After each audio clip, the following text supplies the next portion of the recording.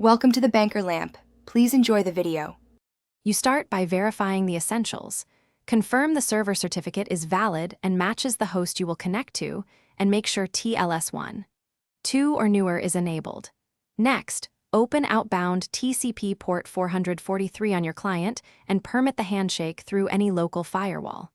Finally, install the TLS-capable client tool you will use. Once done, configure its basic identity and point it at the server hostname so the next steps can negotiate the secure tunnel. You now build the tunnel, load the client key and certificate, or rely on SNI when appropriate, because the server uses that to present the right certificate. Then launch the TLS client, specifying the remote host and port, and enable strict verification so the certificate is validated. Make sure to set the correct CA file. Once the TLS session is up, bind a local port and forward traffic through it, and verify using a simple TCP tool to confirm encrypted connectivity.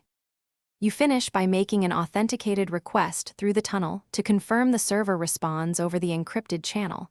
Once validated, automate the TLS client to start on boot and set reminders to rotate credentials. If something goes wrong, focus on one key troubleshooting tip. Recheck the certificate chain and SNI configuration first, because mismatches there break the handshake. Also make sure firewalls and client verification modes match expected policies. And then retry. Thanks for watching. If this was helpful, leave a like and consider subscribing. See you next time.